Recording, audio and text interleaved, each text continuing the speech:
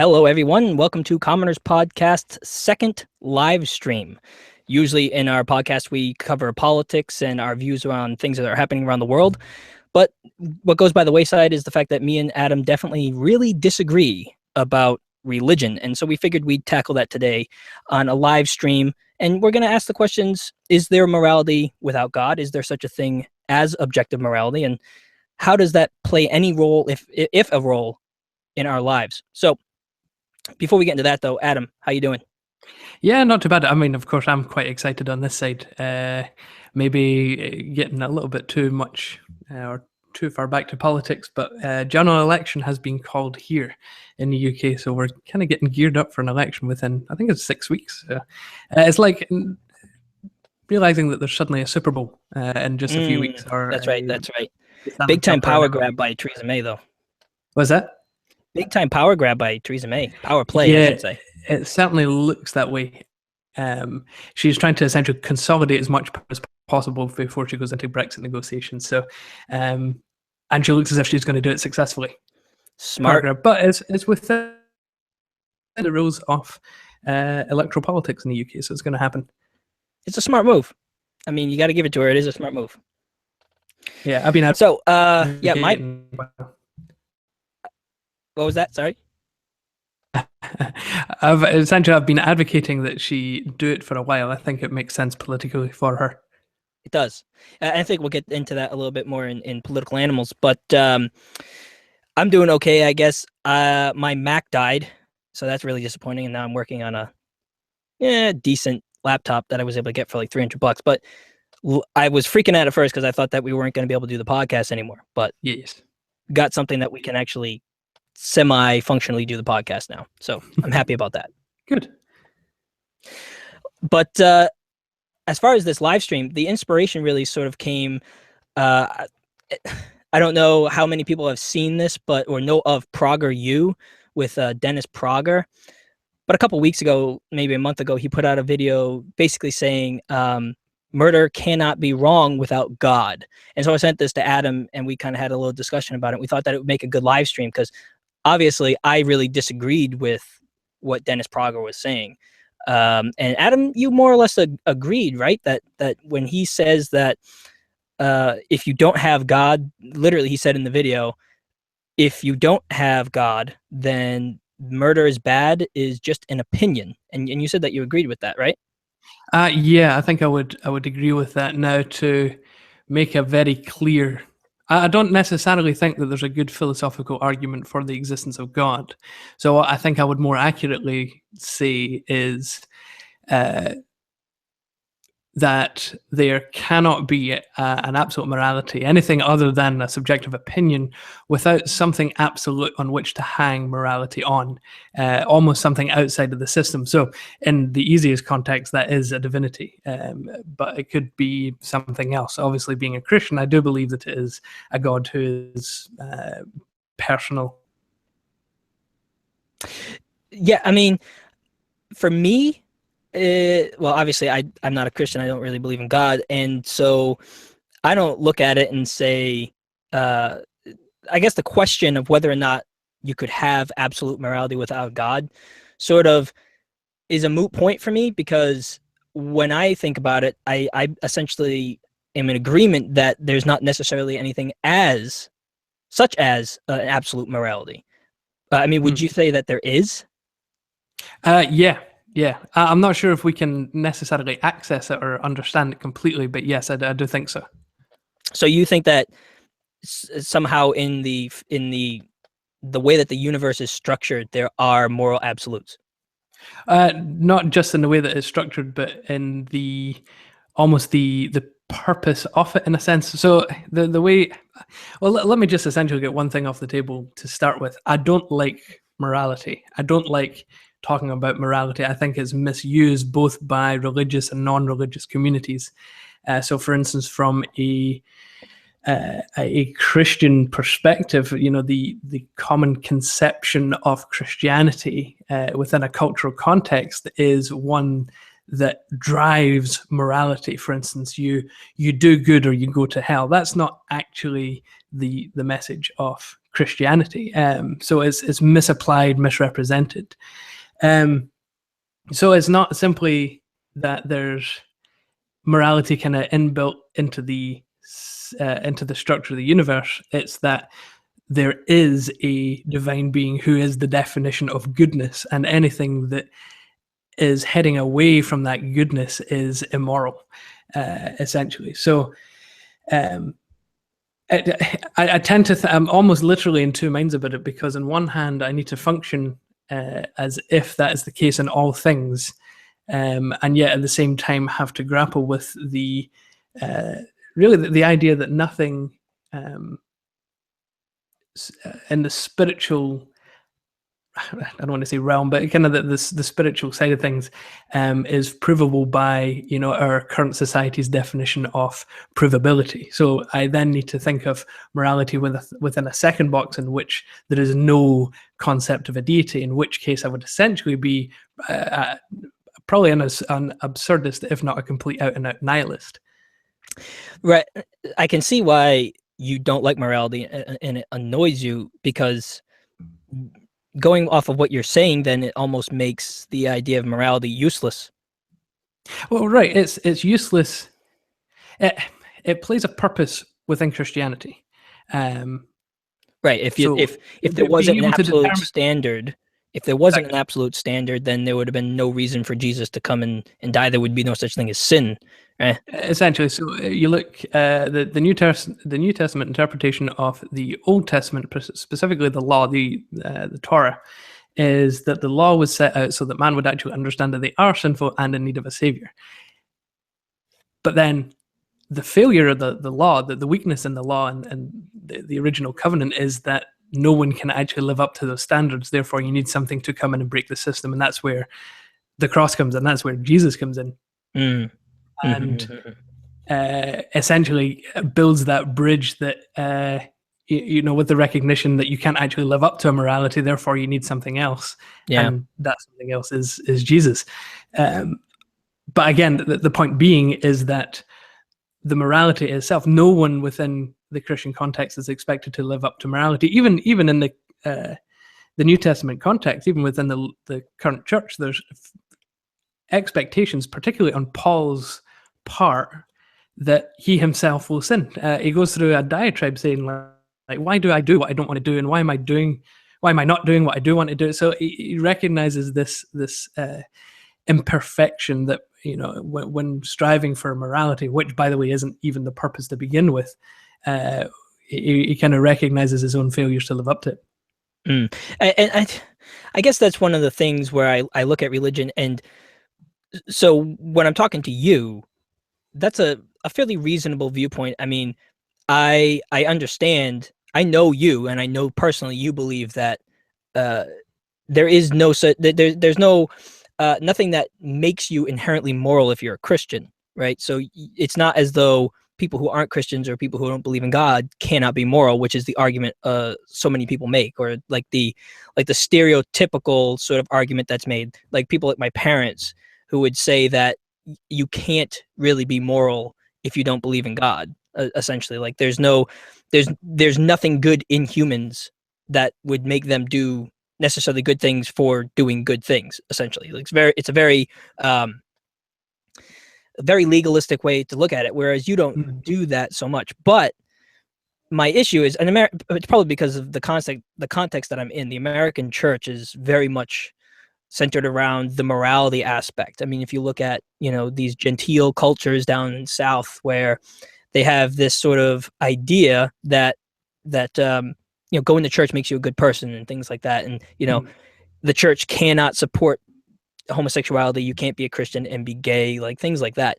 So there's definitely more in the United States, at least. I don't know in the international context, but there's definitely more of a emphasis on morality in Christianity. And I think that's sort of undermines itself because the church is so terrible at being moral by a lot of standards, like not even just like a worldly standard. So I would look at the church and say, oh, well, geez, like they don't accept gay people. I think that's immoral. But like sex abuse scandals that we see that are covered up all the time in churches. Mm-hmm. That is objectively, or not. Well, we'll get to whether there's anything as objective morality, but Yeah. the rest of society is going to look at that and say that's terrible. So Correct. like, if you try to create this moral high ground, like the church is the standard, or God is the standard, and then it's his closest followers and adherents are just genuinely, in a lot of cases, genuinely bad people. I think you don't have the high ground there. Sure. I think the church suffers from cultural history. So, in other words, no one nowadays looks at Christianity and sees Christianity. What they see is Christianity through the perspective of the last 2,000 years, which is not pretty. But that, annoyingly, is kind of the expectation. The reason why half the New Testament exists is because the church just wasn't doing stuff right. So there's correction. It's a bit of a shame. Yes, there is this expectation that the people of God should be the light and reflection that point people to God, and particularly to Jesus. But the expectation, and even the expectation in the Bible, is that they're not going to be perfect 100% of the time. And so if ever you're looking at the church's morality for a view of what I would argue is true Christianity, you're never going to get 100% pure reflection. Partly because of this whole cultural expectation of complete pure morality. And the problem is that so many Christians, and yes, I would say that the same system kind of works here. So many Christians is that the church is buying into the idea that, no, you need to be find God. It's the smallest change in nuance. It's that ultimately, I mean, that type of Christianity, I'd argue, anything that says what you do is pleasing to God or will win you God's favor is in complete contravention to Christianity. The problem is that the church buys into it as much as anyone else. Okay. No, I mean, I've grown up in that. I've seen that over and over and over again. Like, I mean, pastors in the United States are looked up at as these like infallible leaders. Like, it's almost like you can't believe, like, even the members of the church can't believe when something bad happens. Like the church that I went to, the pastor had an affair, right, and it completely broke up the whole church, and everybody was devastated because they were like, oh, how could that guy, how could Pastor Jeff do that, and it's like, there's this assumption there that the morality that's found inside the church is just, it's everybody has it, or that you're less likely to do that the higher you are up in the church, and so it creates these false expectations of people. And even when I brought up that point, to people like my mother-in-law, where I was like, I was in several churches when I was younger, and both of those churches fell apart because there were these really high moral expectations on the pastor that weren't met. And it wasn't as though he had a support structure there to like help him get there. It was just assumed that he would be there. So like, we were having a discussion where it was about some pastor and that he had some issues and stuff like that, and how, they were so disappointed in him and everything. And it's like, yeah, I can understand why you'd be disappointed in him in that instance, but it's like, you have this unrealistic view to expect that pastor to be better than any other human being. And she disagreed with me. Like, that's not something that's really a mainstream belief I've found in at least the Christianity that I've been around, which is definitely more of like a fundamentalist in nature Christianity. I mean, less fundamentalist, kind of more mainstream, like, I don't know, maybe like, Methodist, maybe, I don't know, tend to be a little bit less doom and gloom about the whole morality thing and more accepting of people and things like that. So I like, the church has just completely foobarred the whole morality situation. So they've lost credibility. And that's what annoys me so much about this Dennis Prager video, is that, he's talking about through history where, people who don't believe in God are evil, like, or that, like, a standard of morality where you wouldn't kill somebody because you don't want to be killed. The instances that the examples that he uses are Hitler, Stalin, and Mao, who still killed even though they wouldn't want to be killed. Murder was still illegal in those countries. Like, an average citizen couldn't just go around and kill somebody. The only reason they did that is because they had the military and the power behind them to do so. But they understood that there had to be some sort of structure and law that would keep people from just wantonly going through the streets and killing random people. Right. So it just annoys me so much, and it's like, and I'd actually like to get your perspective on this, because like it's this assumed thing that there is an absolute morality, which is, I mean, I don't know how we would even prove or disprove that statement, but there's an assumption that there is an absolute morality, and that, you know, your specific religion or belief system has that ultimate truth. Whereas you could go anywhere around the world to any religion. We in our last live stream, we talked about that culture in Papua New Guinea that, you know, has very let's just say interesting initiation ceremonies for their young males. Like, that's completely moral and just for them in their system. In some Islamic states, it's moral and just to, you know, suppress women's rights. So they believe in gods that are different than, well, you can argue whether or not Allah is different than the Christian God, but they believe in gods that are giving different moral codes. So if you want to use God as the basis, then you're basically saying the only basis for morality is my God. But then what gives you the monopoly on that, and what stops somebody else from saying, yeah, well, your God says that. I agree that God is the ultimate arbiter of morality, and ultimate morality is derived from God, but my God is different than yours, and he tells me this, and he's the true God, so I'm going to chop off your head or whatever. I'm going to feed my semen to some kid. Like, that's my problem with this, is that it's so subjective. Like, yes, God is okay, fine. Even if we agreed that God was the ultimate arbiter of truth, it's then what God are we even talking about? Right. So hence my initial point, in which I don't think necessarily that you can philosophically pin it on even a deity, but again, I'm thinking in two minds here, so I need to make sure that I clarify both. So on one hand, I would say that in every case there is an absolute morality. The problem is that, given the nature of particularly how I think about Christianity, because I tend to be on the Calvinist side, the predestination, predeterminist side of Christianity, which, you know, many good Christians will disagree with me on that and could possibly be right. I'm not entirely sure if I'm right myself, but that is my experience, is that God, and particularly the gift of faith in Christ, is a gift. So it's something that is given to the elect, essentially. There's a few notions of the elect in the New Testament, particularly in Romans and in Ephesians, the idea of Christians being literally chosen God. So then morality in an absolute sense can then only be understood by those people. The problem is that when I then jump over to my second box, and there's normally the second box that I generally think about, you know, the nature of societies and politics and state structures and laws, rules, regulations, then yes, there's essentially a pluralistic group of competing ideas of morality that I don't think in any way are provable. So it's, on one hand,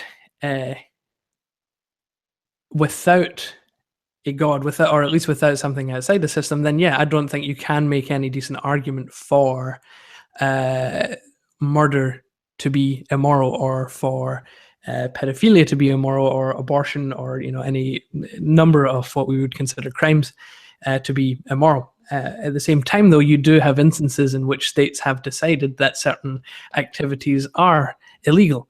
But, you know, for instance, murder, and making that illegal is, you know, I would argue, a natural outcome of wanting to create a stable society in which growth and survival can be accomplished. I mean, I do think that states are actually the natural outgrowth of evolution. I think it is a tool that we've developed as a human species for our own survival. I think it's essentially so when it comes to law itself, again, is also a tool subject to that system. It's still an outgrowth of evolution. So that I would actually argue that we shouldn't consider morality in creating our legal codes.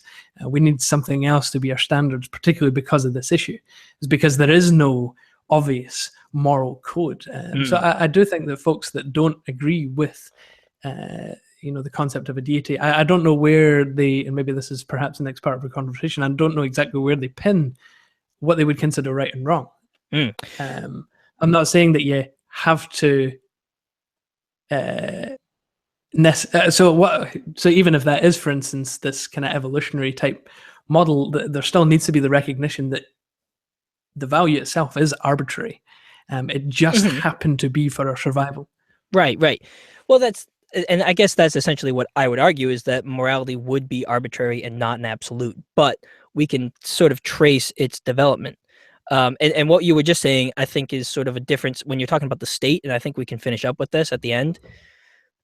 Essentially, what I would say is that the state making laws and like that being an outgrowth of evolution is sort of the discussion of the difference between morals and ethics, because I think the state is generally set up on ethical rules and laws rather than moral rules and laws. So we'll get to that later. But as to where we derive morality from, I was going to ask you the same question, because you would say that God instituted morality and that's where we would get our morality from. But my question... No, I wouldn't even say he's instituted morality. I'd say that God is just the definition of goodness, and anything that isn't that definition is bad.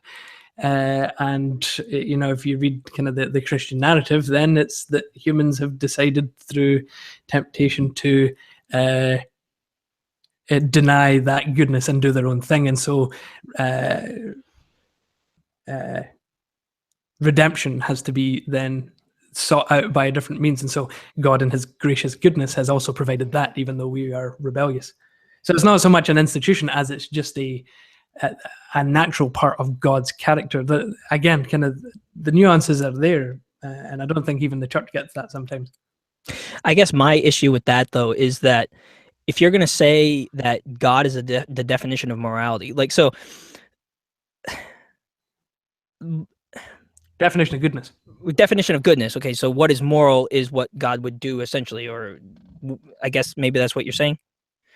Not necessarily, because I think God can act in ways that are just in his own right that we wouldn't be able to act. So, for instance, he is the only one that can judge in a eternal sense. So that there are, let's say, ex officio powers that we will never really comprehend, let alone wield. I mean, that seems sort of just convenient for me, because when we're talking about, at least when I look at things day to day, or on countries or human beings acting day to day, what I see in my standard usually is that there is nobody that is good by definition, right? Your actions are what define whether you're good or not. So we can look at an action and we can determine, did it hurt more than it helped? So, if we drop a bomb in Syria and it kills 100 civilians and it doesn't kill any terrorists and it just destabilizes the region even more, right? The goal was to kill ISIS or kill terrorists, but we killed civilians.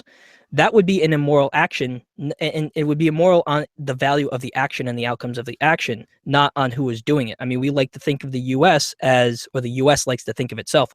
I don't think of the U.S. this way, but the U.S. tends to think of itself as the moral arbiter of the world. Like, we are the good guys, essentially, because ISIS is ISIS. But if we're dropping bombs on civilians, that action is immoral, even though it's us doing it. So I have a hard time with defining morality as, or basically defining something as good by definition, not by its actions. So if God is allowed to do things that are outside of the realm of what we would consider moral, then why would we look to him as a moral authority if he would not act according to his own standards? So, like, I'm trying to think. God would say that murder is wrong, right? Then you have things like, I think it's the Amalekites that were destroyed in the Old Testament, where literally it was just like God had them kill everybody, and then Saul disobeyed God by not killing the king, and that act of disobedience actually is what caused Saul to fall out of favor with the king and with God rather, and paved the way for David to take over.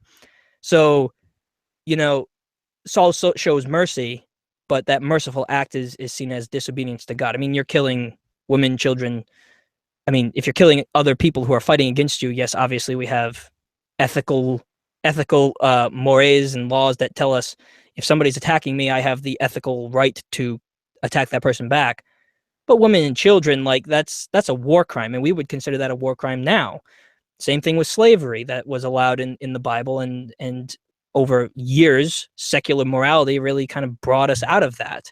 So I guess I look at that and I say, if God is okay with breaking his definition of morality because he's God, then what use is that?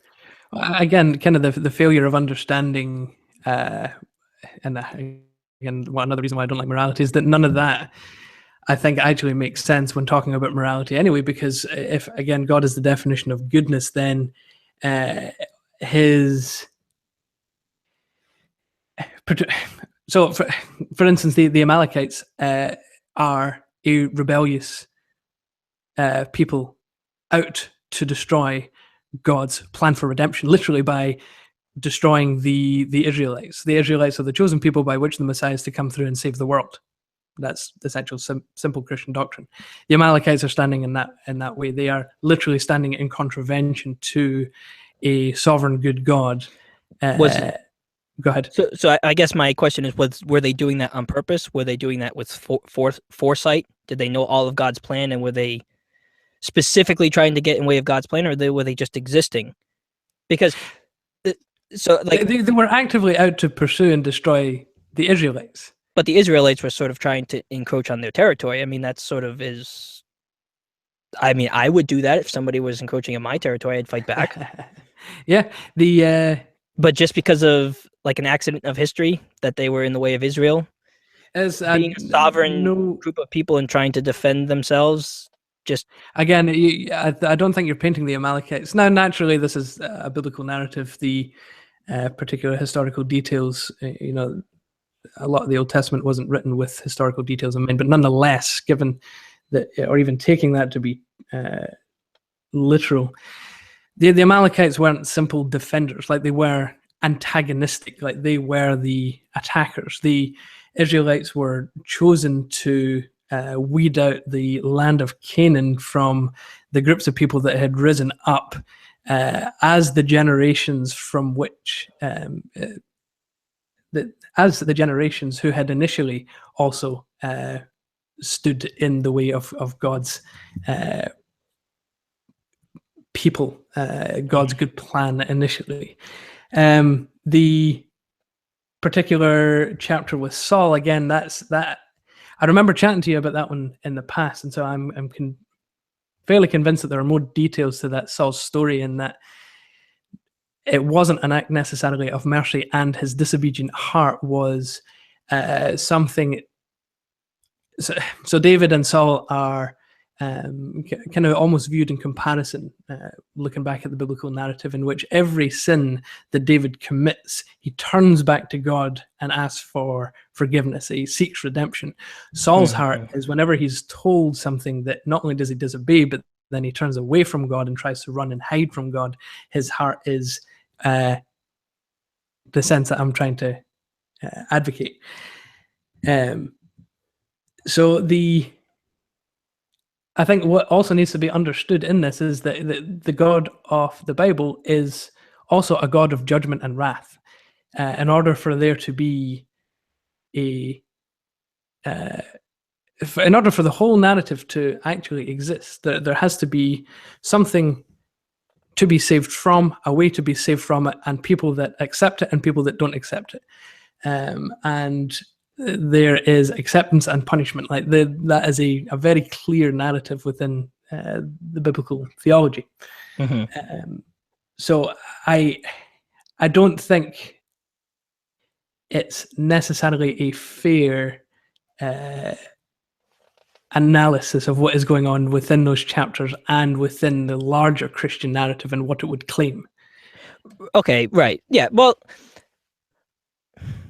I mean, in one sense, And maybe. I don't want. I hate the idea of saying, "Well, that's not fair. I'm going home either." But in a Well, sense, that's, no, I mean, just let me yeah, go ahead. I guess let me get to this point. So essentially, then what you're saying is that's not a fair interpretation, maybe, of those verses, and then also that the New Testament is really where the authority of Christianity is derived from, and the Old Testament plays sort of a lesser role. And I've seen that quite a bit in Christianity, but then it's like, then you want, the Ten Commandments posted outside of courts. Like, No. Some do. I don't want to say right. But I'm saying that this particular group of people, that would be sort of their argumentation, and I know this for a fact because my family is the people that whenever I talk about this, it's essentially, these are conversations I've had with my family, who are fairly fundamentalist Christians. So it's just, maybe it's a poor sampling size, I guess, in my case, but that is that, at least maybe in the United States, that's sort of the arguments that I come across. So, but I wouldn't say that it's only a United States thing, that people do point to the Ten Commandments. Like, do you just No, that's think right. that, I mean, is that unfair? Does the church worldwide not sort of view the Ten Commandments as rules of morals and a foundation for faith? Not as a foundation of faith, no. As a basic rule for morality, yes, decent. But Jesus addresses the law in particular in saying, the two great commandments are love the Lord your God with all your heart, soul, mind, and strength, and love your neighbor as yourself. And it's on these two laws that the rest of the law hangs. Mm-hmm. So it's, even the Ten Commandments are subject to those two.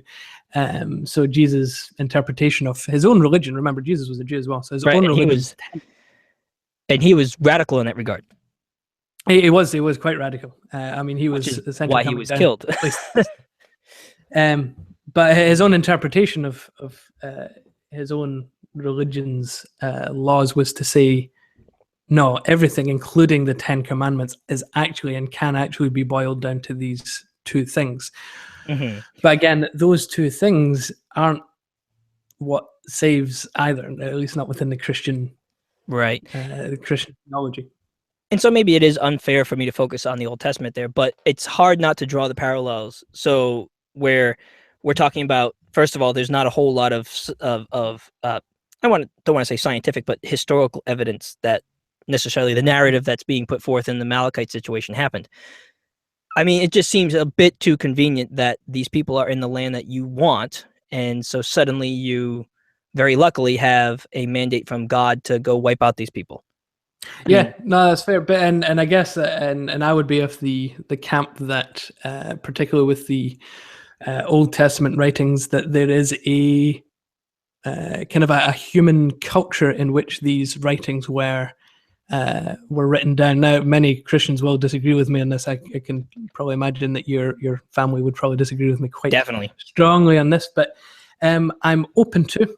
I'm not in entire agreement with the idea that a lot of the Old Testament was also cultural narrative, essentially in the same way that the Icelandic sagas are both kind of a lot of history and a little bit of mythology on the side to kind of build up the national, mythology. I could easily see that happening within these texts, but I think they do hold within them eternal truths that point to God's plan, his character, and his, believe it or not, grace and mercy, even though you do hear of the Amalekites and many other Canaanite tribes that are wiped out by the Israelites. But then again, you also have to remember that God was very close to completely wiping out the Israelites themselves. Well, I mean, we could get all into God's temperament throughout the Old Testament, but I guess, and we've had that discussion too, because you've said in the past that you view, Genesis to be sort of mythical poetry. sort of especially the first few chapters. Yeah. right, exactly. So to describe the beginning of the world and to sort of set up the narrative of original sin and all this sort of stuff. I mean, Right. if I presented that sort of narrative and I did present that narrative to my dad when we were having a discussion about this, and he basically said it wasn't biblical and all that kind of stuff, even though Yeah. his exegetical knowledge of Genesis probably is lacking, but it's just not something that he's willing to accept because he is fairly much he's pretty much a biblical literalist, like through and through. Sure. And but I do bet that we would agree completely on the purpose and nature of Jesus. And on that basis, it then becomes between him and I almost a family argument over, Genesis all the way back there. You would, yeah, I think you would. And so if it stopped there, I'd be okay with it. But there's just such this emphasis on morality. I mean, if your focus in Christianity was the focus of all Christians, I mean, I really wouldn't have an issue with it. And like I could say the same thing about Ahmadiyya Muslims or Sufi Muslims. If every Muslim in the world held that interpretation, I would more or less be okay with it because it's not this dangerous ideology that we have in a lot of cases. So it's just that I have a hard time accepting things that are so easily misinterpreted. So essentially, I want to ask you where. So if God sort of is the definition of goodness, like God is good by definition, and so therefore, because of God's existence, then there is objective morals in the universe or in the world that God created. Then I guess I wanted to ask you, then how do we know that your God is the one that's communicating the right morals? So, because like we've discussed, those could vary. Because and I just kind of wanted to get your thoughts on that before we kind of go into where I sort of understand morality to come from, because I do want to know where you think it comes from. Like, are you a common gracer? Do you think in like natural law theology or something like that? Because it just seems to me that if you had the ultimate truth and morality and whatever, you would not go about it or go about elucidating it or showing it to the world in the way that the gods have so far. Like, no offense to the Bible, but that's not the greatest way, I think, to communicate it to the rest of the world. I don't think it has been communicated on its own behalf. I think it speaks well for itself. But anyway, that's a different argument.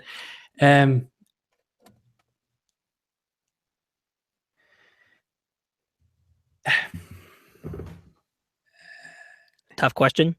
And just simplify it. You did a couple jumps around. What is the essence of your question? What do you want to know? I guess the essence of my question is I mean, how useful is morality? That we already sort of know that it's not in your opinion, but if God is the ultimate arbiter of morality and God is by definition good, then how do we know first of all that are the morals that we have or the morality that is held in Christianity is the right absolute morality? Because I think you have said that you believe that there is ultimate morality or absolute morality. So first of all, I guess the question is in two parts. Yeah. If there is morality, if there is absolute morality, how is God showing that to us, first of all? And does it even matter because of what Jesus did? And second of all, why am I to believe that that's true given the way that it was shown to us by revealing it to Bronze Age peasants and through some radical preacher in the Middle East some 2,000 years ago?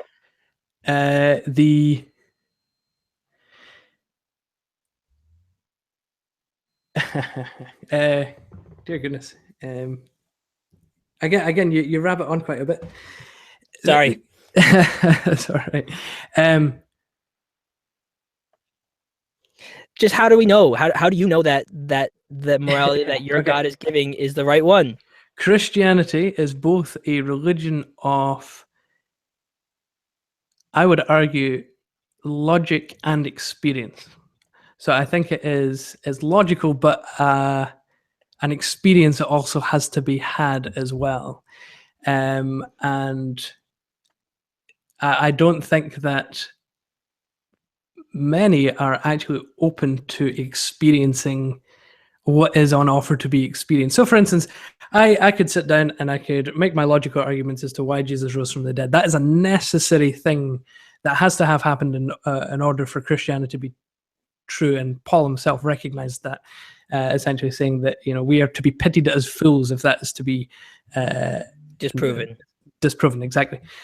So in that sense, the only challenge that I could posit to people from a Christian perspective is, are you actually open to experiencing Christianity? Now, the problem is there are so many barriers in the way, and, you know, well over 3/4 of them I completely understand. So experience with the church, experience with individuals, specific doubts, particular things that have happened to you, suffering, whatever you want to call that. So it's legitimate, but I could understand why you wouldn't even want to start the experience. However, I do think it is experiential, and the problem is that you can't separate both. So I can't make a logical argument if you're not willing to have an experience. You can't have the experience necessarily, I would say, without really understanding the logic behind it either. So, but that's my own opinion as to why it's for Christianity is very unique. I believe it's the only religion, and folks can certainly try and correct me. I'm just trying to run through my list just now. I think Christianity is the only religion in which it's not about what you do that saves. So in Judaism, it's very much about following the law. In Islam, it's about weighing up your good versus your bad deeds. I think that the only exception to, even in Buddhism, like, is about you're attaining, you know, the recognition of perhaps not the meaninglessness of material possessions, but essentially ascending up, Right. enlightenment, Transcending. I think the only exception to that, and the only one that would fit into Christianity's sphere, would be, I think, a small Buddhist sect in Japan in which the Buddha has created a heaven just out of grace and mercy for all humans to abide in the second life. The problem is that will also include Stalin and Hitler and you know, that. So even that, in which there is no need for people to do anything to merit salvation, still doesn't fit well. And that kind of brings me on to my next point, is that there seems to be this trope throughout history, in which there is kind of a need for salvation. Like, there is that feeling that there definitely is something good and bad about people, about actions, and it needs to be defined somehow. And I think one of the arguments, so let's say there's a set of data points. I quite like using the pale blue dot for this. The pale blue dot is a thing. We are a little speck of dust floating through space with not but 6-7 billion primate species and a bunch of others. Carl Sagan argues that in that case, humans should then be the best that they can be to each other, given the finiteness of both their existence and, well, spatial size. On the other hand, using the same data, that we are 7 billion primate animals wandering around in a speck of dust, you could equally argue that the strongest should overpower the weakest for their own gain. There's nothing to say that shouldn't be the case. Right. In the same way, you could make the case that morality is completely evolved in the same way that humanity has evolved. So we've essentially used it for our survival, particularly as we became a communal species. Which is at the same argument. time. I'm essentially going to make. Go ahead. Right. But at the same time, you can use the same data points and say, well, let's say, assuming there's a God, and perhaps there's the weakness, but assume there's a God at the end of this argument. You could use the same data points to say that there is something within our evolutionary natural or nature that makes us want to seek meaning and goodness and morality, and perhaps that is built into us so much so that we actually seek out our creator and ultimately want to be reunited with him. Christianity, I would think, being the one that actually provides that reunification. So, but if we're also going by the model of taking data points and having interpretations of those data points, then I think it would be a perfectly valid interpretation of those data points to then say that. So okay, essentially, this is the argument that I run into all the time with people who are creationists. So that seems like creationists don't consider all the data points, though. Well, okay, right, but let me just. I think you'll see where this fits in once I get to it. Right. So say there's a trait of a creature, specifically the human hand. Okay, it seems amazingly designed, right, to do what it's supposed to do on first blush. It's sort of like the William Paley blind watchmaker argument, or the watchmaker argument, where if you saw a watch on the ground, you're not going to think that just happened by chance. Maybe a rock may, but then so if you look at a rock, what makes you think something like that was by chance? So you look at the hand, you look at the eye, you look at the fact that essentially humans breathe oxygen, right? And this is like an extreme example. Humans breathe oxygen, or more specifically, whatever mixes of gas the atmosphere is. So then the creationist sort of looks at that and says, "Oh my goodness, look at that! Look how perfectly we are built or created for the world in which we live. We have these eyes that can see. We can have these hands that can do things. We have this air that we breathe."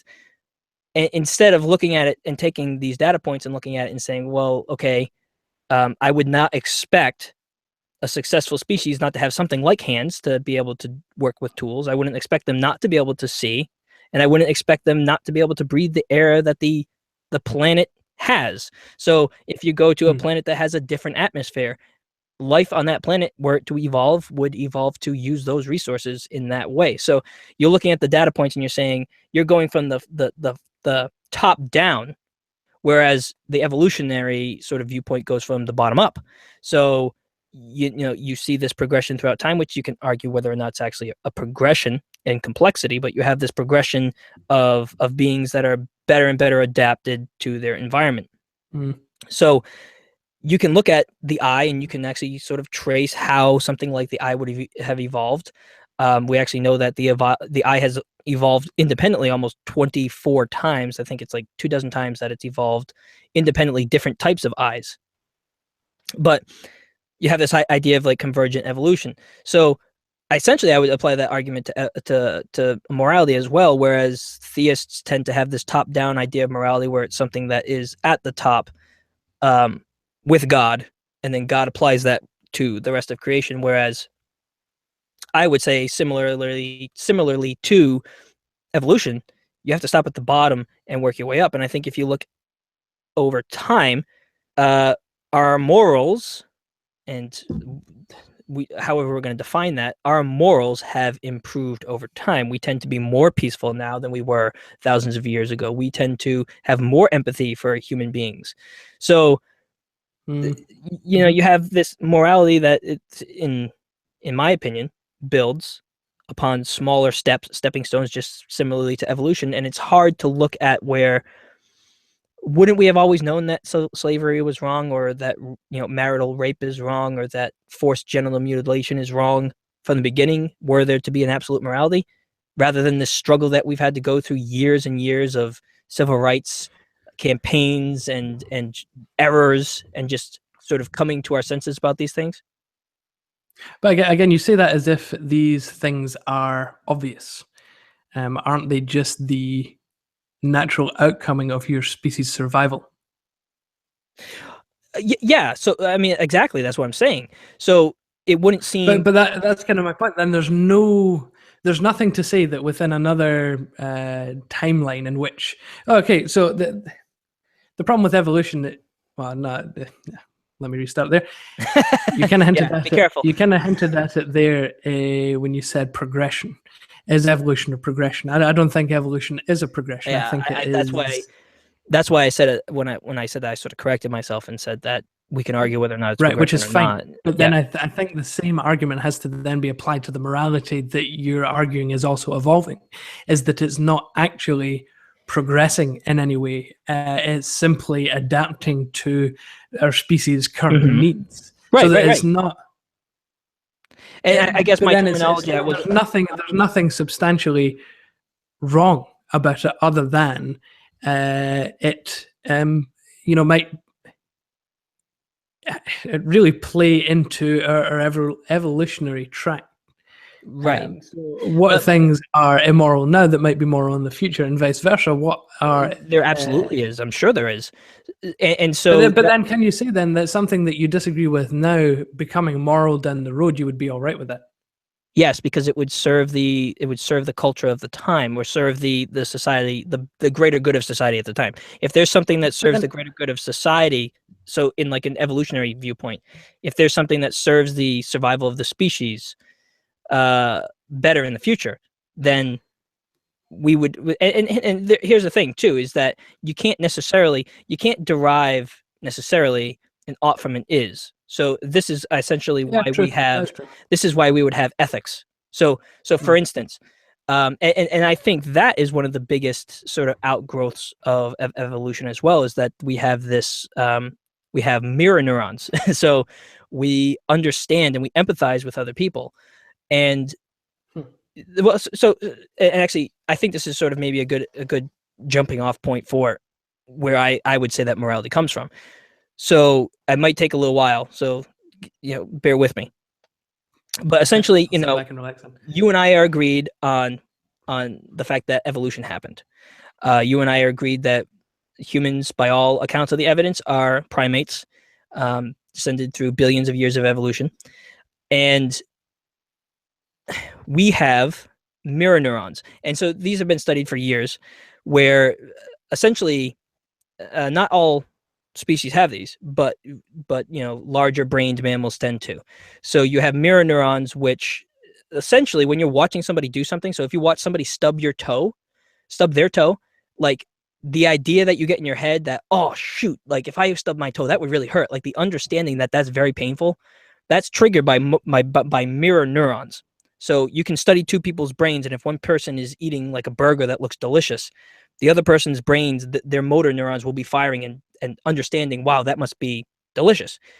That's something that is a physical characteristic of the brain that triggers our empathetic emotions, or our jealousy, or things like that. So you have the physical structure of your brain that, by all accounts, by all evidence, can have evolved.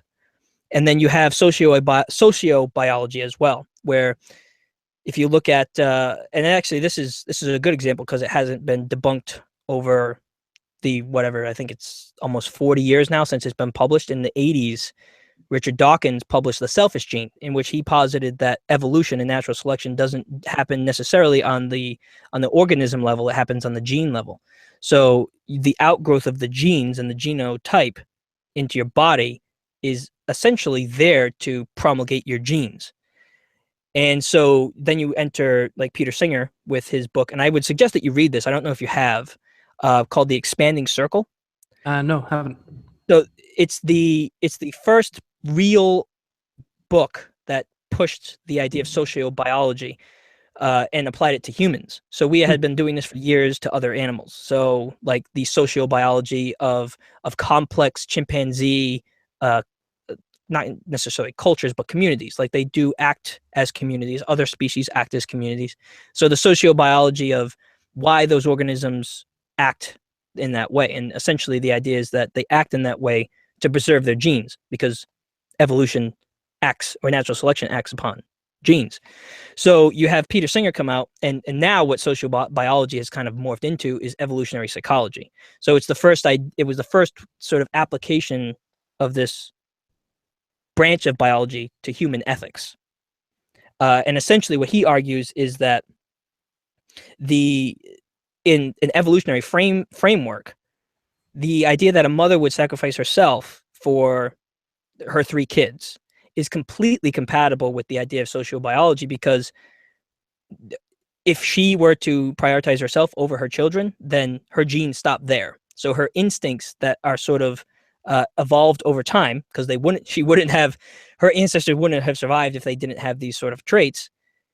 Her instincts would basically say, well, my instinct is I'm going to save my children. I'm going to be altruistic because my genes are dependent, the survival of the genes in my body are dependent upon my children surviving. So we have these concentric circles that go out of the individual, which is obviously, if you have a stranger and it's you, more often than not, you're not going to necessarily save the stranger over yourself. You're going to run from a situation. Then you have a tighter circle of immediate family, husband, children. Then you have a larger circle outside that of siblings. Then you have a larger circle of that of extended family, and then strangers, and then your town, and then your country, and then your things like that. So it sort of explains the idea that, you and I are less invested, obviously, in the life of somebody in China than we are in the lives of our children. And it sort of applies this socio-biological framework that we see in other species. It's not just the humans.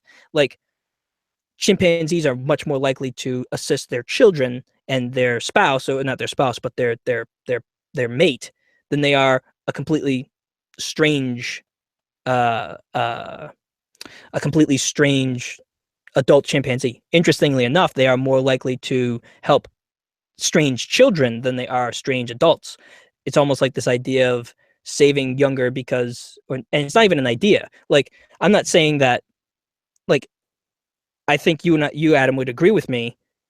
The idea of sacrificing yourself for your child is not a thought. Like, it's not like if a car was barreling down on my child, it's not like I'm thinking, oh, that car is about to kill my child. It's a complete instinct for me to jump into action. And essentially, you build upon that. And then once you have a mind that can sort of think in the capacity that humans can, and reason and do ethics, like, you already have a very rich framework of that evolution has put there for you to develop your morality. And I guess that's sort of why I would say it's very difficult for me to say that there's a necessity for a God for there to be for there to be morality, because we can sort of trace it back to these evolutionary underpinnings. So the problem is that it's still not. It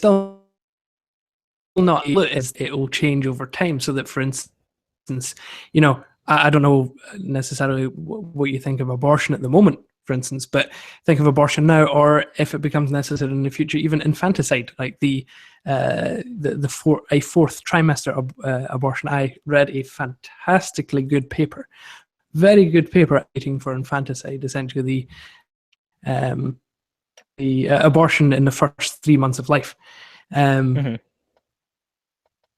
But obviously, so hopefully when I've said that, most people listening to this have thought, that's not right. And, that could be a kind of an outpouring of our current sense of morality, given our point in evolutionary history. But at some point, it might become possible. It might become natural, accepted. There's often kind of dystopian, in fact, even Futurama dystopian. Well, science fiction that kind of self-assisted dying, suicide, not only a joke, but kind of a natural part of life. But again, that should, I hope for most, particularly kind of the what do you call it, the irreverent nature of suicide in the way that Futurama treats it, that should kind of make us think a little bit and think, oh, is that actually right? And so I guess my point being is that, as we are continuing to develop as a species, we have to then expect our own morality to change. Yes. There will be things now that we're uncomfortable with. There must be, by definition. Yes. And so is there any reason then why you should fight those things that we would naturally disagree with? Okay, so essentially, first of all, I think with the abortion debate is that or you're talking about first trimester abortions? No, I'm talking about any trimester abortion. No, sorry, the first trimester after birth abortions. Yeah, so fourth trimester. Yeah. In the first month of life, something like that. The first 3 months of life. Okay, so I guess. But okay, so yeah, I guess like you have to be consistent about it though. So, for instance, if we're talking about morality changing over time, I think that it's sort of maybe, I don't want to say a relatively recent phenomenon, but I do think that maybe like the right wing Christians who point to Christian morality that it's against abortion and stuff like that. Like you can look in the Bible and you can see circumstances where, so for instance, when all of the plagues of Egypt, where anyone under 2 or whatever it was killed by God's spirit of death. When you have things in Leviticus, like if a woman is suspected of cheating on her husband and she becomes pregnant, then she drinks what's called bitter water, and then which would essentially force a miscarriage. And if there was a miscarriage, then then it was an illegitimate child and she had been adulterous. And if it was not miscarried, then it was the father's child, and there you go. Great.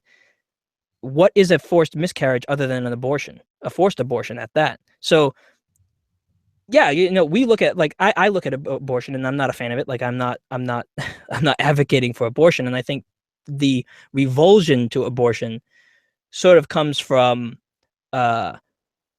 it does come from our evolutionary just distaste or just disgust at the idea of killing our own children. Like in our empathetic brains, we're looking at that and saying, wow, like if that were my child, I couldn't imagine killing a child, right? I couldn't imagine aborting a baby. I couldn't imagine killing a child in the first month of its life, right? I do think that that's sort of ironically in a lot of these right-wing Christians who tend to also be creationists, their disgust at killing children, I think, probably comes from an evolutionary framework of just thinking it vile to destroy your own genes. So and I get what you're saying with that paper.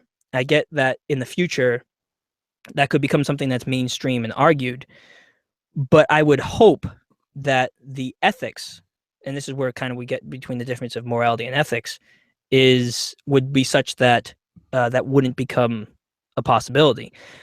But that's not for me to decide, unfortunately. And I guess what I'm trying to get at is I just gave my whole spiel about how evolution would have formed morality. I don't see throughout history there being an objective standard morality. So it has adapted and changed to our society's needs, which is exactly what you would expect if it was an outgrowth of evolution, whereas it was something that's dictated by God. Because if there was ultimate morality, then why would you even need the Old Testament? That is fine, and I'm willing to accept people's position on that, so long as they follow that through thoroughly and say that there will be people within their own generation that will begin to develop moral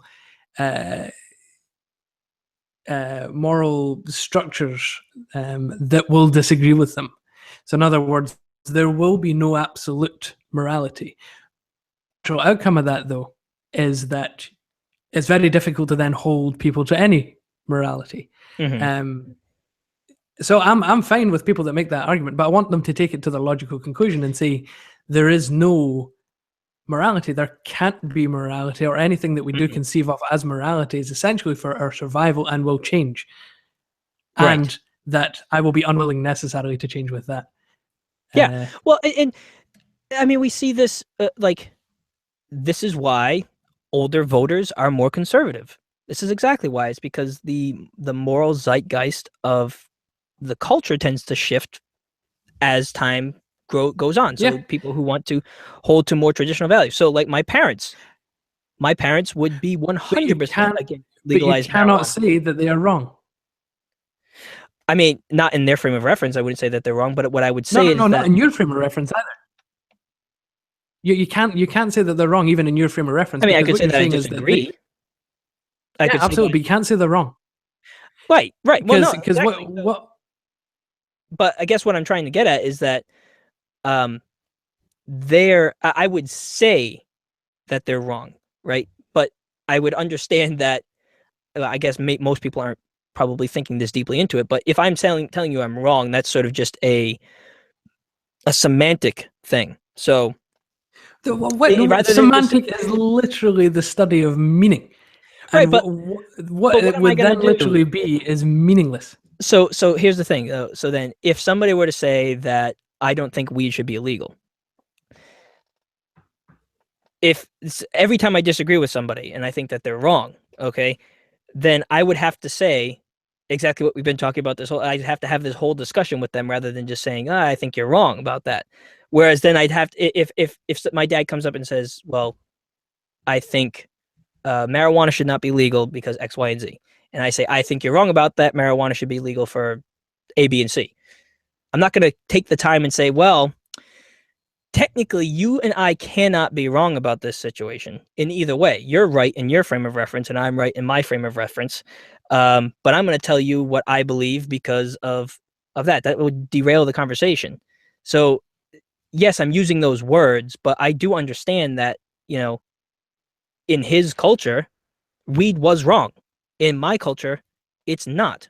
And we're butting heads on that issue. And so you have all these older voters who think that if you smoke weed, you're gonna become this crazy person. You have all these older. So then bring in Saudi Arabian treatment of women again, or the Papua New Guinean tribe sexual pedophilia. Right. You're talking about frame of reference again, in which, again, you can't call these different cultures out on the basis that they are simply enacting the current, according to your own argument, the current nature of their morality as defined by their own culture. In the same way and you can say, yeah, they're wrong, but like you said, there needs to be this understanding that you cannot, in an absolute sense, say that they're wrong. So all you can do is essentially huff. Well, you can do that, or you could also point to legitimate. So you can point to legitimate things as well. So it's not as though Western cultural values are completely baseless either. So we tend to have happier societies. Some of the happiest countries in the world are, Norwegian countries that have liberal secular values. And that's not the case in these other places. So and so I guess what I'm trying to say is, so happiness is a wee bit subjective anyway, but right, but here's the thing, like self-reported happiness, I think can be a powerful indicator because, like people are similar in the way that they react to things, and yes, their moral framework and frame of reference makes a big difference in who they end up being. So like we were talking about Pakistan, where that guy was a Muslim, but just not the right kind of Muslim, and he was lynched by hundreds of people, just stomped on and killed. Horrific. And that is culturally acceptable over there. But I guess well, what? Like you said, it's illegal. It's illegal, right? But hundreds of people took part in it and had no problem videotaping it and kicking him when he was dead. It's like most. I don't want to say for most people in Pakistan, but those people in that crowd certainly that were taking part in it, that was acceptable. Just as a thought, though, doesn't that kind of break down your argument that simply because more ancient civilizations had legal codes, that it doesn't actually necessarily make a difference to the behavior of the people? Well, this is where I would say that this is why God should not be the basis of morality, because so if you had a secular society, you're not if it's not God, it's ideology. So again, right. But okay, fine. But like, we're not talking about communism right now because that's not the issue. Like throughout history, you can't just defer the problems that we have now to history. So yeah, communism was terrible, and what Stalin and Mao did was terrible. But this is happening right now. This is the culture and this is the culture that's doing this right now. So my point being is that humans will find a way to kill each other. I agree with you. But the Islamic terrorism that we have now, the plague of Islamic terrorism, things like 9/11, ISIS, the wars, and obviously the West had a big part in what's going on over there. But groups like ISIS would not exist without radical ideologies that thought that their God was telling them to do that.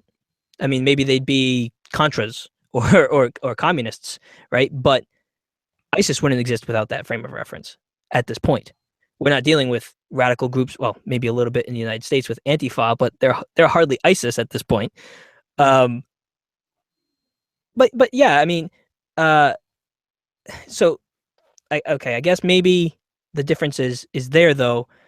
If you talk to somebody who's in Antifa, and you ask them if murder was morally wrong, right? They would probably say no.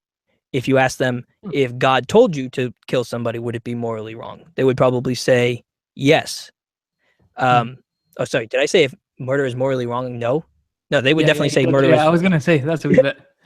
If you ask them if murder is morally wrong, they would say yes. If you ask them if God told you to kill somebody, would it be moral? And you would say no, it would not be moral. But if you ask some like a Muslim, and if you said, well, if you were go out and murder your brother, would that be wrong? And they would say no. Yes. Sorry. Damn it. I'm really confusing myself with my own question. They would say yes, it would be morally wrong to me kill my brother. And if you add the variable of, well, he's an apostate or he's an atheist, would it be morally wrong?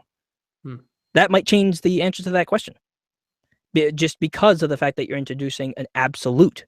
And that's the problem, I think, with the absolutism. And I know that you're not an absolutist either, but when you have that frame of reference, like, well, you are, but I guess not politically or ethically. Sphere sovereignty. Yeah, exactly. Yeah. But I guess so right, and you're right. Ideologies, I think, are a big issue. But most ideologies, well, and you can argue whether or not ideologies create gods within themselves. Mm-hmm. So, like, capitalism, the god is wealth and compiling wealth. Communism is equality or absolute equality of everybody, equality of outcomes. But yeah, well, I mean, yeah, that is difficult. But I guess the ideology that we're working with right now is one that tends to be due to theological reasons, and not even just that. Not even just the people that most people in the United States would look at and say are the bad guys. The entire conflict that goes on between Israel and Palestine is at its base a religious argument, because Israel literally believes that God granted them that land and that is theirs, and it belongs to them because of God's decree. And so they're justified in doing what they do to Palestinians, and Palestinians similarly. The Jews don't believe in their religion, so they are the enemy and they're the oppressors and they're the occupiers. And so when Israel deprives them of water or bombs them with phosphorus shells, they're in the right. When Palestine bombs buses, they're in the right. So we wouldn't look necessarily at, or at least most people, I guess, would probably not look at Israel and say, oh yeah, Israelis are the Israeli state is terrorist, but Palestine's, they are acting sort of like that because of some sort of religious mandate, even though we wouldn't look at them and say they're crazy extreme. So you do, like, and I guess that's my problem with absolutism and morality. And I know that you might get into a slippery slope there, but the problem with the absolutism and morality is that it's completely unflinchingly rigid, and it can't be bent. Yes, it can't change. And I do think, to be a little bit more fair, I'll mention that again, is that yes, okay, so at the moment we have issues with fundamentalist Islamism, and it used to be fundamentalist Christianity. Well, yeah, certainly at certain points in history, but there have also been fundamentalist ideologies out with religion as well. I think that has to be noted, to be fair. I'm not going to pin the entire world's problem on religion, and I think that it would be yeah, well, certainly not regarding history in any way to say so. Right, and I totally agree with you, because I get so upset when people say, well, if I tell somebody I'm an atheist and they say, well, then how do you get morals? First of all, that annoys me. And second of all, they'll immediately go to Hitler, Mao, or Stalin. Now, okay. First of all, Hitler had a lot to say about Christianity. And there's no indication necessarily that he was an atheist. The belts of the German army in World War II had Gott mit uns on it, which means God with us. He constantly talked about how his extermination of the Jewish people was because of, they killed Jesus, essentially, or like the Lord Jesus Christ gives him the will to do this, essentially. The Catholic Church had very little to say, and we can go back and forth on the Catholic Church. The Catholic Church celebrated Hitler's birthday. And there was a very much available reservoir of anti-Jewish sentiment that was stoked by the church, because it was even in like 1964, I think, that the church essentially basically came out and said, yeah, well, we were just kidding about that whole the Jewish people are collectively responsible for the death of Jesus thing. So it's not like, I guess when you look at those things, yes, the ideologies of communism and the ideology in Mao Zedong, or was it Mao Zedong? No, it wasn't Mao Zedong. Yeah. Mao Zedong, Pol Pot in Cambodia. Yeah, Pol Pot, it wasn't the ideology of communism, of totalitarian control, was what caused those events and them to be such terrible despots. And it wasn't Christianity that caused Hitler to do what he did. It was this extreme nationalism and anti-Semitism. It's not atheism that caused. It's not atheism that caused Stalin to do all of these things. So it's a red herring, and it's not something that, it's just completely is wrong. They didn't do those things because they were atheists. They did those things because of their other extreme ideology. They just happen to be atheist. There's plenty of other atheists who do wonderful things.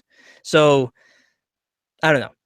I just get so annoyed when people try to make this argument. And this is why I think it's functionally a useless argument, is because, and I guess you might disagree with me, but looking throughout history in the ways that morality has changed, it's hard for me to think that morality is something that is absolute, that doesn't change. Well, I would disagree in a sense, in that, one, assuming the truth of Christianity and by extension Judaism pre-Christ, then there has largely been a single morality stretching all the way back to at least 3000 BC. It's still, is it 3000 or 2000? I can never quite get my millennium right. But I guess my question would be, sorry if I'm interrupting, but well, the only other point I was going to then make there was that, and you even alluded to it yourself, in which that at least if there was no unity around, for instance, the idea of making illegal murder in ancient societies, so the laws were still contravened, the concept is still there. So you could say that there is kind of a standard morality that goes back through history. Where it starts to break down is perhaps where you go beyond Homo sapiens in history. But sorry, what were you going to say? Well, I guess what I was going to say is that is there any other argument that you could make for it that's not presuppositionalist? So, because you're presupposing that Christianity and Jesus are true, which would then necessitate a narrative of morality throughout history. Correct. No, I don't think so.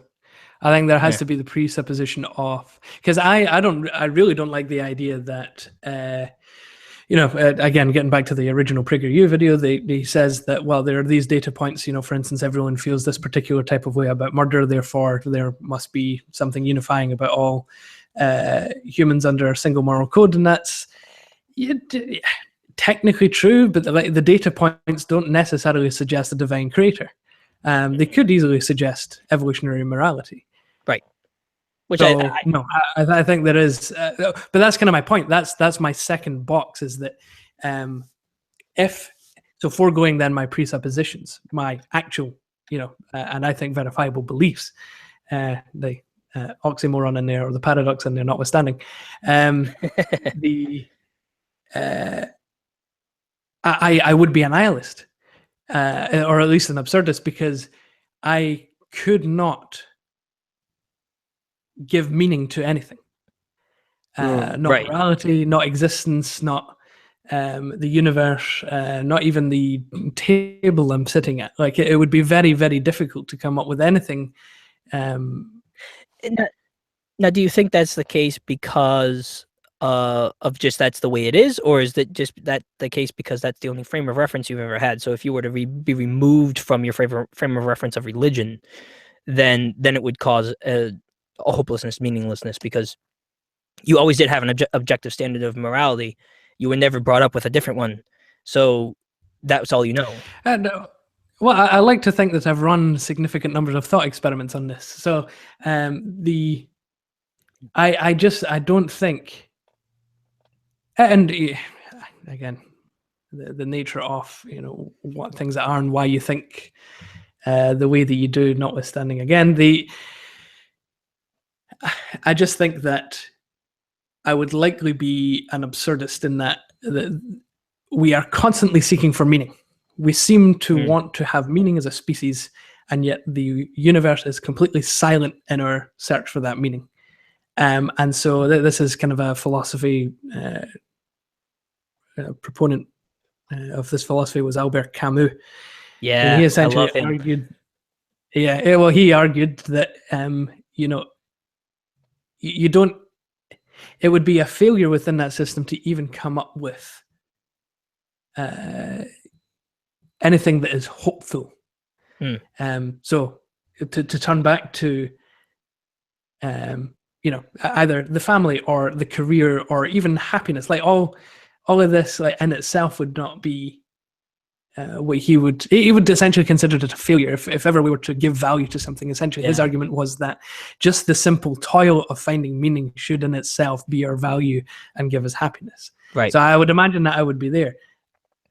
I'm not, but that is what I would be. If I wasn't that, I would certainly be a nihilist, because particularly given my studies in linguistics and again more recently in psychology, so much that is perceptually subjective that I am surprised that we can even function in reality. I would be very open to the brain in a jar argument, because given the nature of subjectivism, especially within psychology at the moment. So I would not be able to hold fast to anything. Now, I don't think that is then the reason why I believe what I believe. I think what I believe is just above that in general. Right, because you're not arguing from consequence. Correct. Okay. I don't think that I've had too many substantiating experiences with my own faith that would lead me to believe that it is true. So it doesn't matter necessarily how the world looks. It's just that I have had, I don't want to say confirming experiences, because there's certainly still, there's always going to be lingering doubts. I think that's just the nature of faith. Yeah. No, I understand that completely. Well, I mean, I will say, after having made the switch, so to speak, I mean, I haven't gotten necessarily that overwhelming. I mean, I guess, and it's not even. I wouldn't even expect even an overwhelming sense of dread. It's just the nature of not being able to define anything. And the problem is that what I think perhaps yourself is trying to define something and it just not working out. So for instance, when we get to morality, you say, all right, so we're defining morality on the basis of what our culture believes at this particular time, but then that changes and suddenly you don't feel that comfortable with it anymore. Yeah, maybe it does, maybe it doesn't. I guess the way I look at it, so I've for my entire life, I've been very, very much depressed. And this was back even when I was a Christian. And I didn't know that that's what it was until afterwards, until actually after I left Christianity, because my parents kind of just didn't really believe in mental illness. Um, that hasn't changed, or I wouldn't say it's gotten worse. So I don't know. I guess it just comes down to perspective. I mean, I guess the idea is, yes, you can look at it and say it's worthless, or you can look at it and say, I didn't say worthless. I said meaningless. well, yeah, yes, well, oh, yes, well, I mean, I guess you would say ultimately it is meaningless, but I guess you could look at it and say, well, what's the point of being unhappy if this is all meaningless anyway? What's the point of being unhappy? If it's of a short existence, I might as well make the most of it as I can, because nothing happens afterwards. Which I guess that's sort of a positive nihilism. I don't know. I don't know if Well, there's even such a thing. it's existentialism. Yeah, that's right. Going back to Camus for a little bit, though, my favorite quote of his is, "Should I kill myself or have a cup of coffee?" Well, right. So his main that's the embodiment of his philosophy. Yeah, his philosophical in his mind the only philosophical question was, should I commit suicide?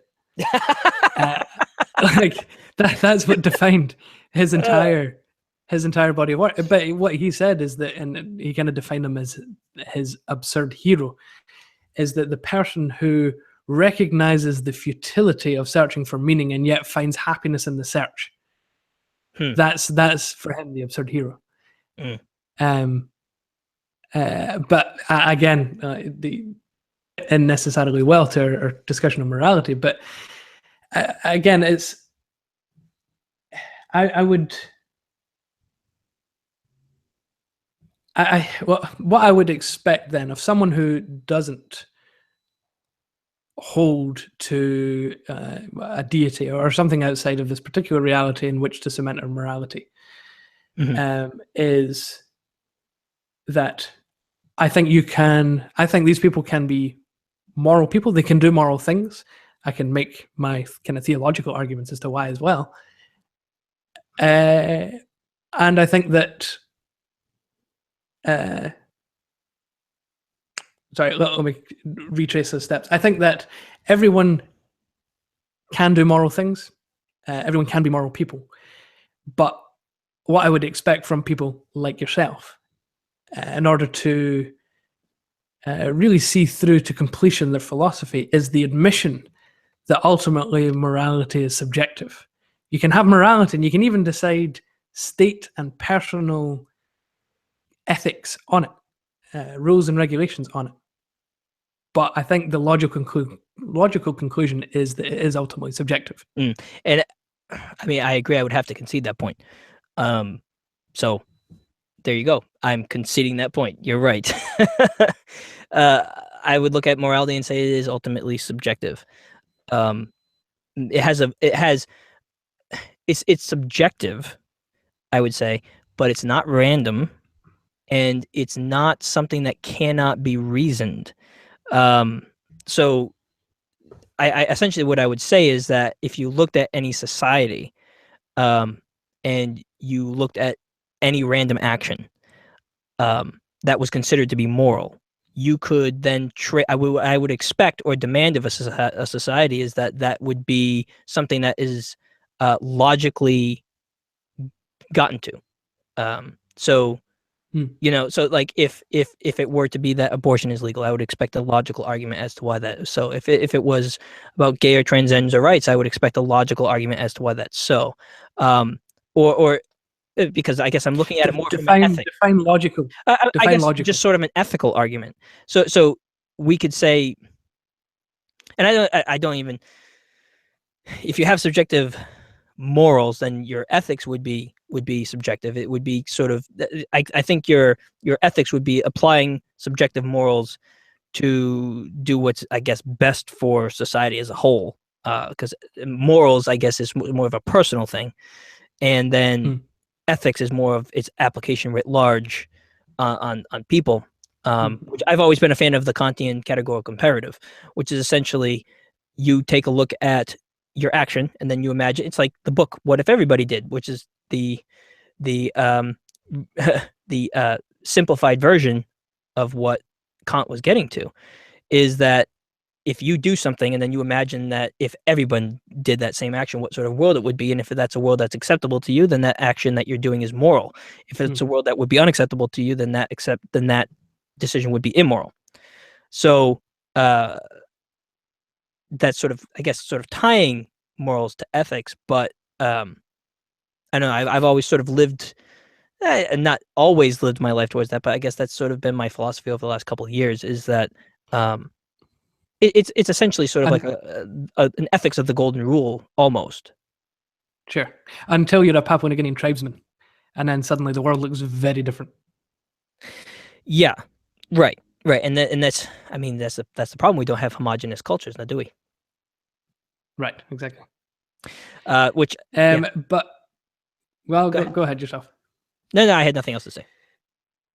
Okay, well, I was just going to I was going to essentially use that as a catalyst to drive it towards essentially our last question is, how then does that apply to the state? So we've kind of gone through our own kind of individual stuff, how it applies to culture maybe as a whole, but then when it actually comes to regulating that culture, how then does that apply? Yeah, so I kind of wanted to get to this point when I was talking about like the evolution of morality. Okay. So when you're looking at morality and ethics, and when I'm talking about ethics in this situation, I'm talking about the morality of the state, essentially. So I know that's sort of a loose definition, but that's how I'm using it in this discussion. Evolution, I think, really did drive a lot of the early laws and regulations and things that you see, especially in things like religion. So, for instance, if evolution were driving morality, what are some things that we would expect out of a primitive civilization? Something that we might expect is a prohibition on homosexuality, because homosexuality doesn't lead to children. It doesn't expand your species. It doesn't promulgate your genes. So we'd expect that to be something that is reviled and legislated against, or at least not allowed. We would expect murder not to be allowed, because you can't just go around killing everybody. You would expect stealing not to be allowed, because if you're going to have a cohesive unit that can live together like a small tribe, you can't have people stealing from each other and not trusting each other. You'd expect these rudimentary sort of ideas of laws and morality to be something that was done out of necessity. Now, back then, I'm not expecting these tribesmen to have any better sort of philosophical way to think than their peers. So it's not as though they're going to have, Paleolithic Aristotle sitting there writing down ethics for the country. You would need necessarily back then an ultimate standard to appeal to, which I think is sort of where you probably already had the concepts of God anyway, but if you tie what you're supposed to do to gods, then I think that's a very powerful way to sort of build a primitive society and culture.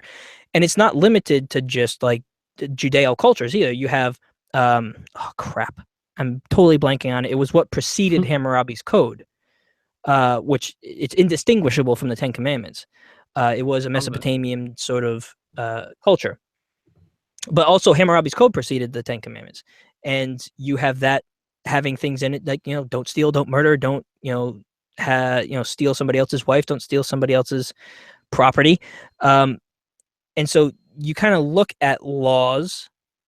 If you look at laws that were back then, or like religious laws that you see, you can almost see an evolutionary basis for them. Now, some of them are kind of weird, like, the prohibitions on eating and all that kind of stuff that we don't have in most modern nations, but you can sort of see laws that are founded in a need to preserve the whole of the group. And so we sort of moved away from that in recent years, because after the Enlightenment, we had more of an idea of individuality. And so now you're sort of shifting the focus of the state from necessarily only focusing on what's good for the whole, but also focusing what's good on individuals as well. So you're focusing on individuals' rights, but also the congruity of the whole. And I think that's where we sort of run into a lot of problems in modern government, where I'm a big proponent of individual rights, but what extent do those individual rights go to, and what extent do the rights of the whole go towards?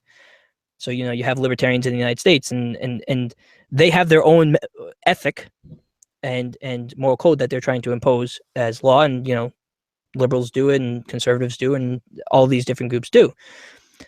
The problem is, I think what happens is that if you're not basing it on necessarily like a reasoned, agreed upon ethic, which I would prefer, but on some sort of idea of an absolute morality, then you're going to have it's necessarily going to be these butting heads of these groups. So I mean, you have Christians who think that it's absolutely immoral to have abortions. They're never going to be on board with laws that allow them, because those aren't necessarily looking at the group, those are looking at individual rights. So it's a very tricky, I mean, I don't know if we've gotten to the point yet where we're completely capable of balancing individual rights versus the rights of the entire society. I don't know if you agree with that. Maybe because there are societies in which seem to function really well and also enjoy a large amount of individual independence. But Yeah, I guess I don't think there's a perfect one yet, but no, there's not a perfect one. But I guess what I'm trying to say then is that morality kind of served its purpose back in the day, and those are sort of like our instincts, almost like our basic instincts, or basest instincts, sort of served as the foundation for our most primitive societies and laws. But you need to sort of move away from that individualizing of morality to get to a state nowadays that will operate. And I think the best way to do that would be for in ethics, essentially, because you can't necessarily always look out for everybody, every individual, especially nowadays. I don't know. It's like I'm uncomfortable with how morals affect politics, but then I also understand that you have to have some sort of ethical standard for politics, right. But then what is that ethics based off of? Is it based off whose morals is it based off of? Right. Which is why I'm sort of a fan of, I know I'm going on long here, but I'm sort of a fan of like the ideas that John Rawls had in The Pursuit of Justice, I think it was. No, it wasn't Pursuit of Justice. It was Theory of Justice. Theory of Justice, where he's talking about the naked public sphere and coming to a sort of a secular ethic, right? I'm a fan of that, but the problem is that there's a large faction of people, like, I don't know for you, but in the United States, that looks at that and is like, secular is just terrible. We can't have a secular society. Yeah. No, I would be the first. In fact, this might be quite funny. I would be one of the first people to defend a secular state. I note that in your your history of thinking there, that you mention God and Christianity and religion and Judaism a few times.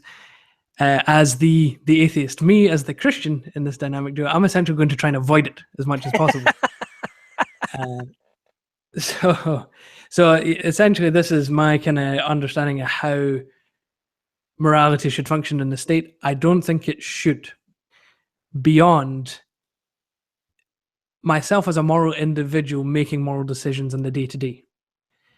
But when it comes to the state, I think it needs to function on kind of different levels. And granted, the state is made up of individuals, so there will undoubtedly be kind of moral structures within the structure of the state as well. But I'm largely an adherent of Kuiperian sphere sovereignty.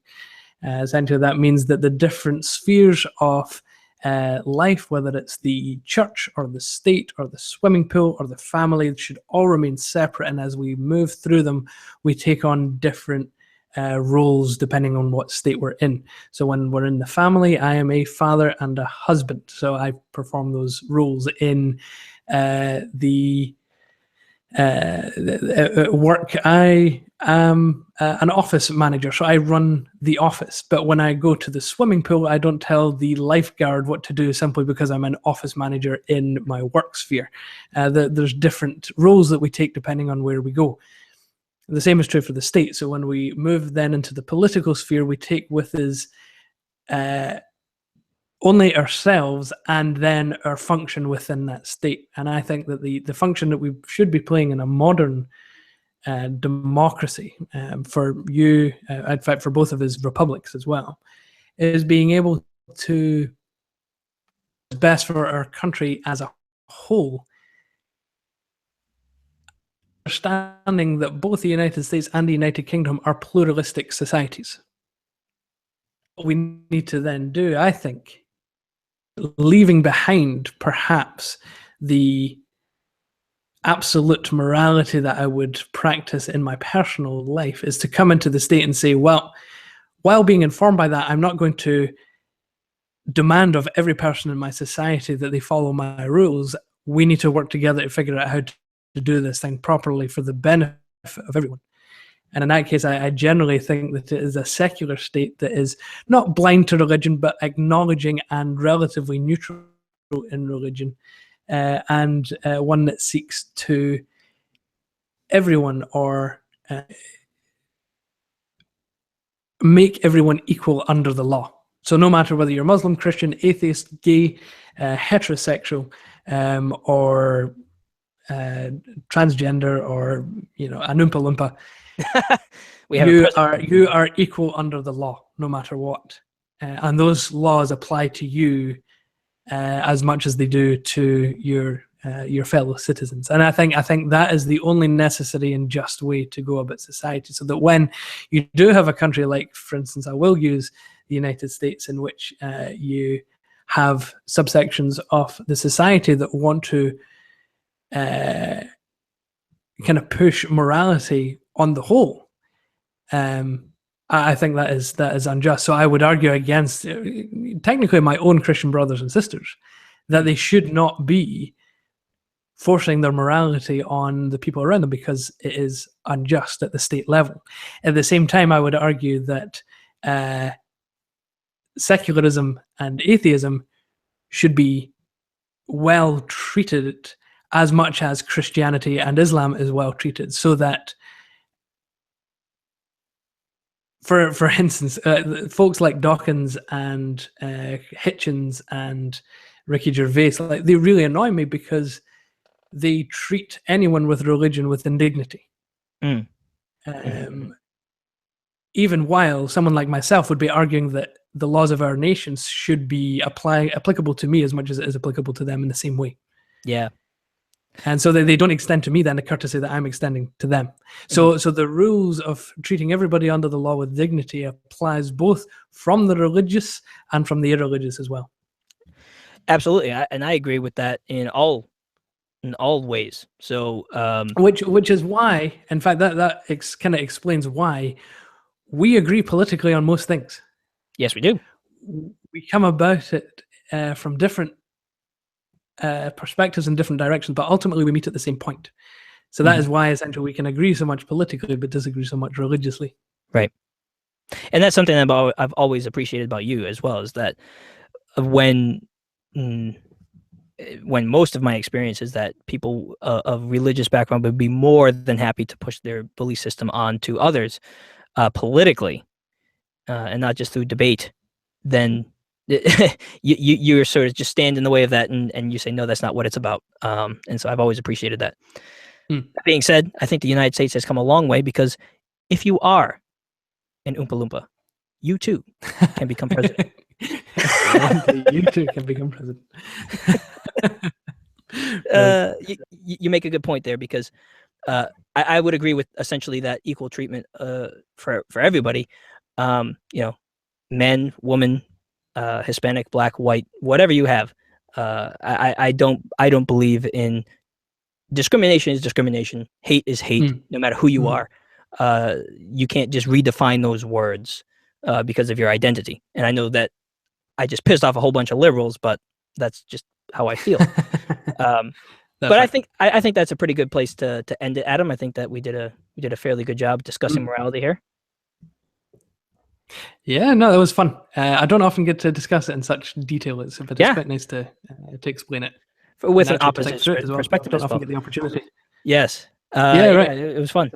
But I did make a promise to my kids that this wasn't going to go too long. So very good. All right. If you listened to this, subscribe on YouTube. We'll be putting up our episodes on video as soon as I can figure out how to get my new laptop to actually do that. It is Windows. Shouldn't be too long. Hopefully within the next week or so. So I'll be putting up the back episodes as well. So subscribe here. You can also follow us on Twitter for daily news and updates on upcoming podcast episodes. There is a scheduling note, though, Adam, isn't it correct that this is going to replace our next Monday episode? That's right. So this will drop into your feed. You'll be listening to this on the 24th or after, and now we'll actually get a 2-week break. So our next Commoners episode will be on the 8th of May, it looks like. Sorry. That will be on the... Oh, where are we? 2 Mondays. 2 Mondays? It'll be 2 Mondays from now. It will be 2 Mondays. Whatever it is. Yes, 8th of May. Whatever that Monday is. 8th of May. It is the 8th of May. You were right the first time. I was right. Nice job. Yeah. Yeah, and that's... This isn't live or anything.